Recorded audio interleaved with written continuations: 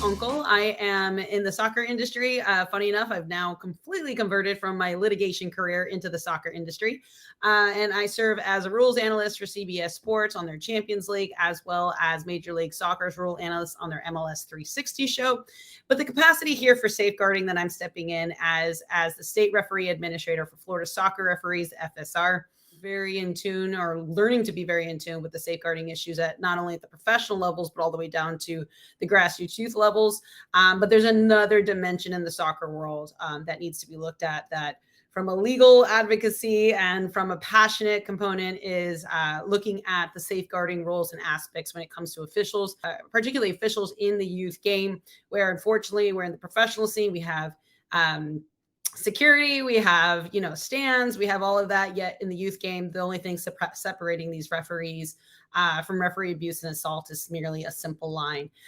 So yes, soccer referees, I'm going to be tracking much of what our panelists here, Renee and Jonathan, I'll be calling to the stage here in a second.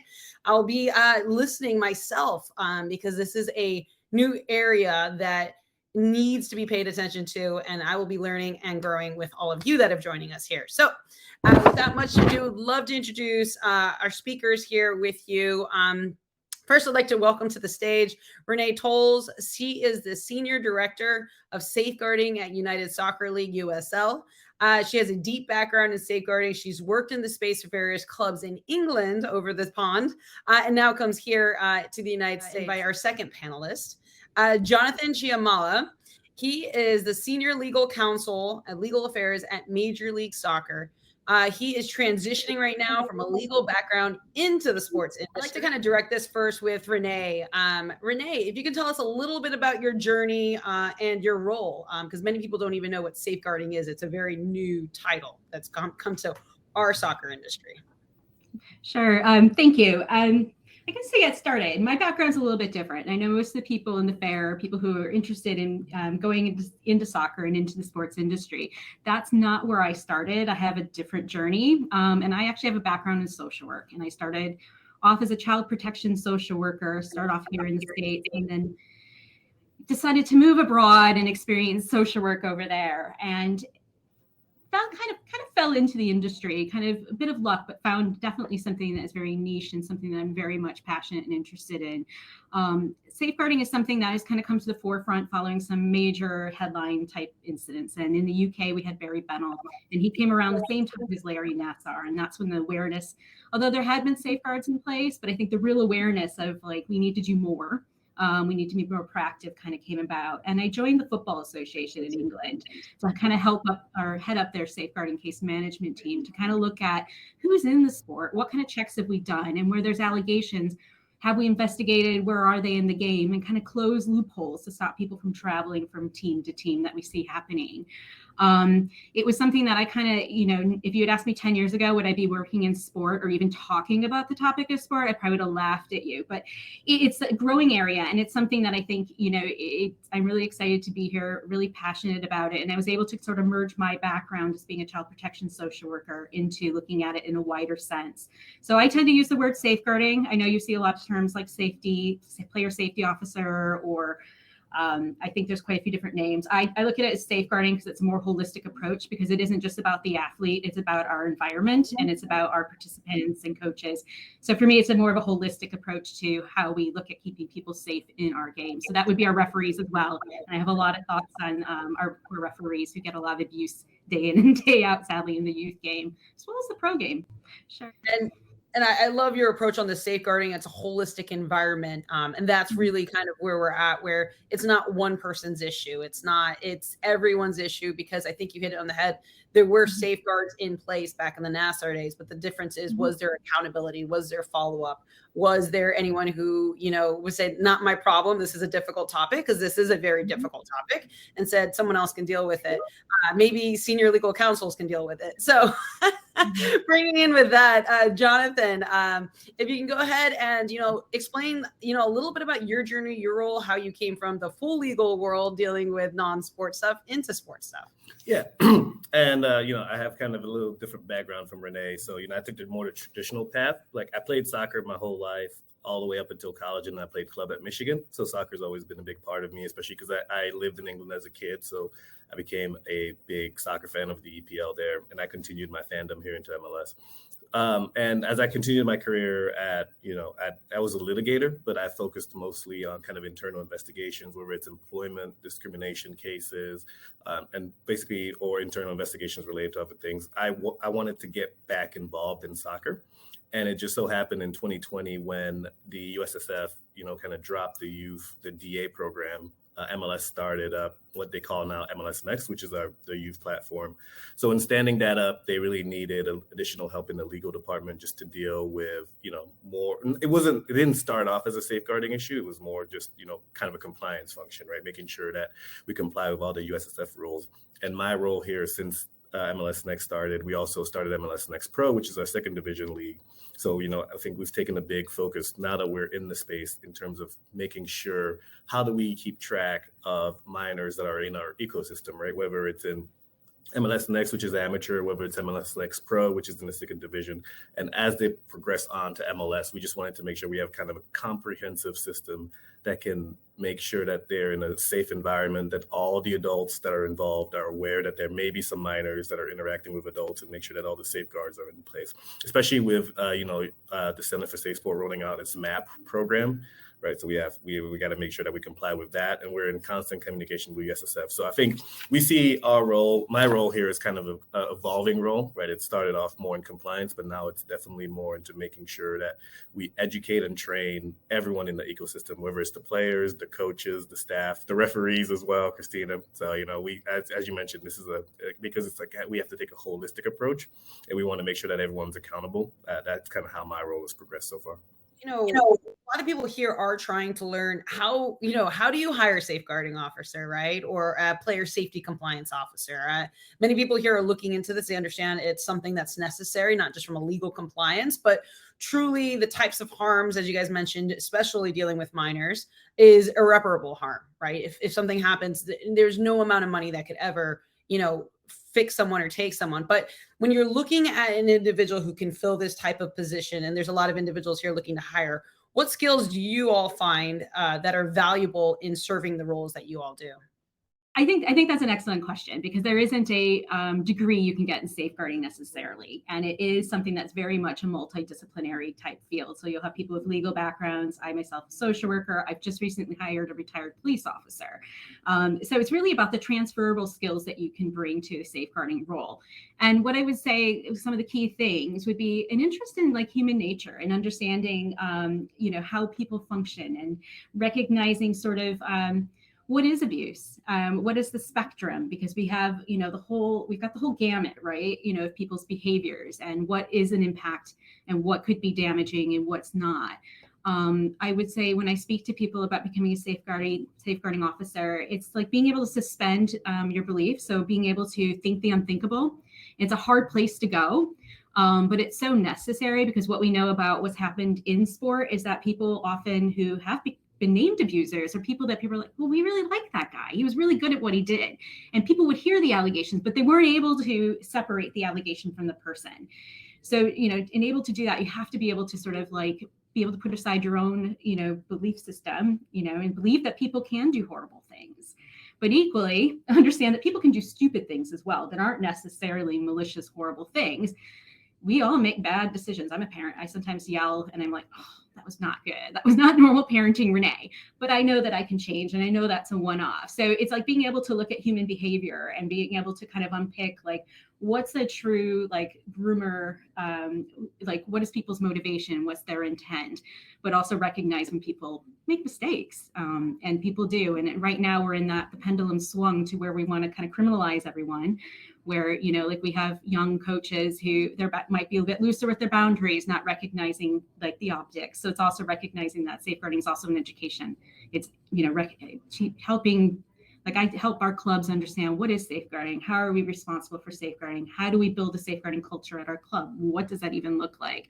So I call it sort of the jack of all trades. You got to be able to talk to people in difficult situations. You got to have professional curiosity. the kind of the why, and kind of think, well, why would that happen? Not necessarily always investigating, but just kind of questioning if your gut is off, and talking to people. Like if they say, oh, my gut was off about this situation, not being afraid to say, well, tell me more about it. What made you feel what felt off to you? And being, able to have those conversations, and then managing those difficult conversations with people, recognizing that trauma impacts in many different ways. And sometimes trauma can, present in a way that you think it happened yesterday, but it actually happened 10 years ago.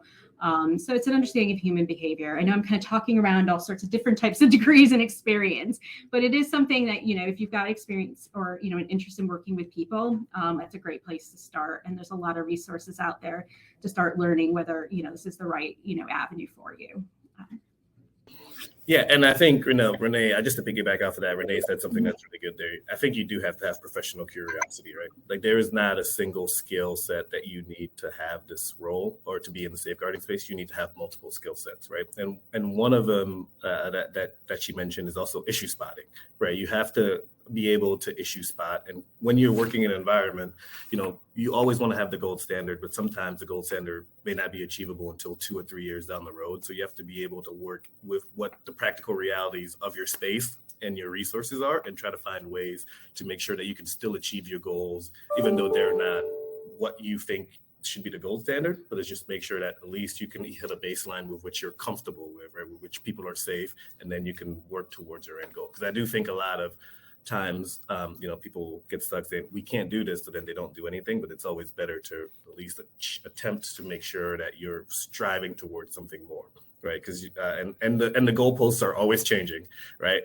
This is a space where, new issues arise every day, and it's a very sensitive area. So you also have to be flexible to make sure that even though you have an idea, next year the rules may change, and you've spent a year standing this idea up, and now you have to completely go a different way. So I think you just have to be professionally curious. You have to be able to issue spot, and you just have to be flexible, because the rules will always change. But the one thing you got to remember is this is about, the safety of all the participants, right? So it's not about you, the coaches, or anybody else, and it's just to make sure that everyone can be safe and feel safe, and ensure that, the environment that you're creating is one that, you think provides that experience.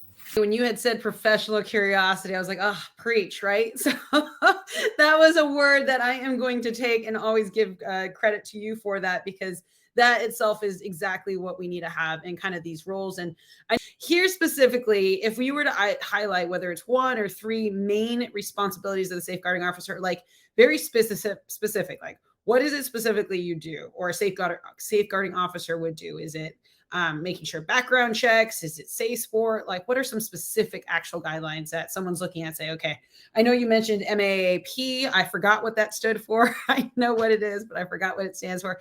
Things like that, a little bit more granular, I guess is what I'm at.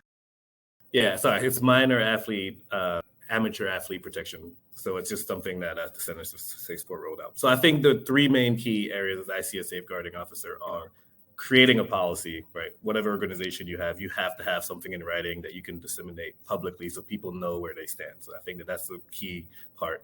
And then second is education on that policy, right? Because the policy is only as good as people know what their expectations are.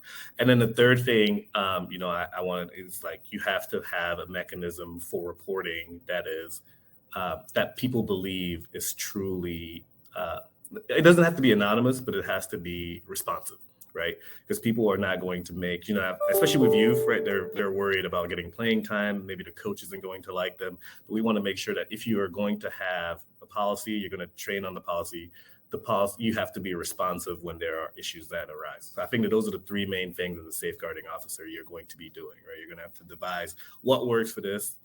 How do I train everyone to make sure that they comply with the policy? And then 3, how do I actually actualize the policy and make it something that has teeth? Love that responsibility, because right, it's only advice unless there's some teeth behind it. What can clubs or leagues do to help support that safeguarding officer? Like, instead of just saying, cool, your job, and they run off, is there more, Renee or Jonathan, that clubs and leagues need to do to support that individual in their role? I think so. I mean, I think, for me, this is the first time I've come to work for an organization where I'm the only one who does what I do. I came from the FA, where there was a massive team, at the governing body level. So I came and I was like, solo, so no one's ever hired a social worker before. I talk crazy stuff, not crazy stuff, but very different. My language is different and I say it plainly. This is what I want and how I want to do it. And I think that's one of the great things that I've experienced here at the USL is that, they hired me for this specific reason. And they hired me because there was a gap in what was, happening at the organization. So, I come up with lots and lots of ideas, right? Like on how I think things will do. And I love the feedback that I get from the league because I haven't been here that long. I've been here a year. The ecosystem in US soccer is crazy compared to the ecosystem in England where nothing changes, right? Things change on a daily basis in the US. And it's that flexibility, but it's also for me getting that feedback and for my employer to be, open and honest, like, yeah, that may have worked in England, but this isn't the Premier League. Like, I've heard that a few times and it's like, reality check, right? I got to look at, where are we right now? Where are our clubs and what are our resources and kind of bringing me back down to the ground level because as a social worker, as a safeguarder, I'm always way up here. Like I go up in the sky and think, this is how it should be, and it's going to be perfect, and it's going to be amazing. And then, they gently guide me towards what reality will look like. But I think hiring a safeguarding officer it's got to be that conversation, right? And it's got to be a willingness to, ask probing questions. I welcome the challenge. I may be a subject matter expert, but there's a lot to learn. Nobody's doing this perfect. And, that challenge, that discussion, it's like what works for one situation may not work for the other. And that recognition that when you hire someone, they're not going to necessarily apply the same thing to every single situation that, you have to take on board the differences in, like the people involved, the culture, the how it happened, where it happened, all the different layers. So just recognizing it'll probably be the least predictable area of your business because that things change on a daily basis. I wish I could say I do this every single day. Like I try that. I do make myself lists, but some days I get thrown off because, club wants to talk through a situation, which, you have to be available and roll with it. But I think for an employer, just kind of recognizing that when you're dealing with humans, we're unpredictable people and don't expect for, this field to be sort of like, you're going to hire an officer and you can be able to say they do this, 9 to 5 every day. Be graceful. It is definitely not a job, right? It is a 24/7 job because you're always worried about what can go wrong, right? Whether you're on or off. Anytime you get an email from the hotline, you're like, okay, I gotta drop everything and make sure someone is checking this, right? So, but I think what Renee said, I agree completely, right? I think you just have to have an honest conversation about both your goals and your resources. Right, because I think if you're not on the same page with your safeguarding officer about those two things, then you're always going to butt heads. Because I think the soccer landscape in the U.S. varies depending on what level you are and how many resources you have. So, and like I said, you just have to have the flexibility. But as long as you have that honest conversation about, hey, we want to get here, but this is what we have right now. The person coming in then can set expectations, and then you can work towards a better goal while still achieving things in the interim. Have that variation of the minor, right? Not saying that we don't safeguard for anyone older than 18, but right, a lot of focus is on those who might be younger than 18. But that realization that you guys have minors that are employees of whether it's USL or MLS, and how does that work when they go from up and down the different levels and they have tryouts and, where's this boundary? How do you guys vary the protocols when you have a minor working the system? I know NWSL recently just had I think she's the youngest signee by like 5 days or something like that just happened this past couple of days. Like, how do you guys manage those environments where you are having minors working with adults in and out of the systems? So we've gone 3 different ways. So we have kind of an overarching league policy that kind of has kind of what we call a baseline that clubs have to comply with. But then we've also made every club have kind of its own minor protection policy. And what that means is the policy attaches to the minor as it moves up, right? As opposed to just attached to the club. So for example, if you have a safeguarding officer, that safeguarding officer is responsible for the minors, whether they're in MLS Next, whether they're with the first team or the third or our second team. So in essence, and we also have another policy that just applies to MLS Next, right? Because obviously in MLS Next, we have more than just MLS clubs. So we wanted to make sure that we also increase the standard for those clubs that may not be affiliated with one of our MLS teams, but just to make sure that they also within their own clubs, because we don't have as much control, can implement some rules and standards that we think are sufficient to meet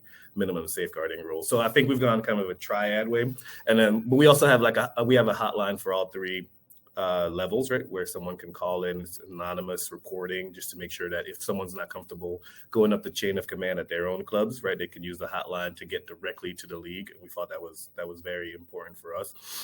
So we've got about the different ways, and we also are standing up training at different events. So I know anytime we have an MLS Next event, we always have like a speaker there to kind of make sure it's a focus on the safety and making sure that the participants at the tournament understand their responsibilities while they're there. And we also hired a dedicated compliance officer for MLS Next. So she's basically in charge of making sure that any complaint that comes in with MLS Next, she gets the first hand, she triages it and brings it up to us or other departments as necessary. So it's not just safeguarding, but it could be any other issues with respect to violation of our rules and things like that. So I think we've tried to make sure that we've covered it at every level and that someone is responsible for each level, but overarching, the league also has a mechanism where the participants can reach us directly. Yeah, very similar to what Jonathan said. I mean, our referral path, or I say referral pathway, our pro pathway is always from the youth, the vertical, trying to get as many youth kind of moving up the ranks and improving their skills.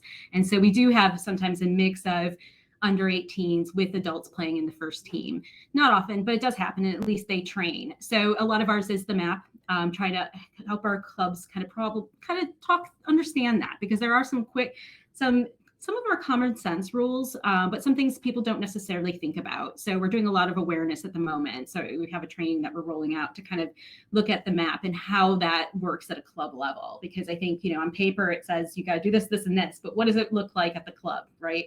So we're trying to do some training around that to raise awareness. And I really liked what you said, Jonathan, attached to the minor, because I have so many clubs going, well, we don't have any minors, so we don't need any policies. It's like, well, actually you need to be aware, because if a minor does come in, because that's the way our vertical works, you need to, from day dot, know exactly how you're going to onboard that youth into your game.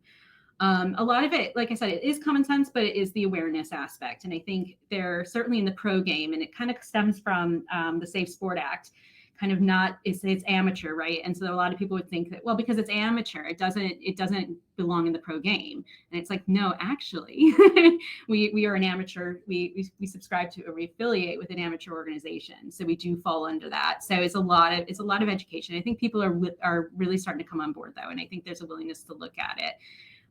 But a lot of it is common sense, and I know some of it sounds silly, but it is sometimes optics. It's like reminding coaches, like one-on-one conversations should be observable and interruptible. We're not saying you can't talk to kids. Like, that's not at all what we're saying. Just, if you're on the side of the field, can people see you? Don't be going into, a room and closing the door. Like, what does that look like? How can that be interpreted? So it's kind of protecting yourself and that young person.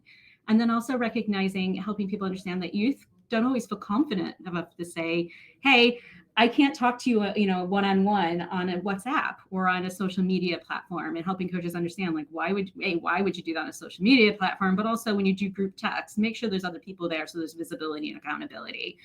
So yeah, it's just a lot of education, and it's an area that I think it's easy to run afoul, making quick snap decisions without thinking. And that's what a lot of it is at the moment.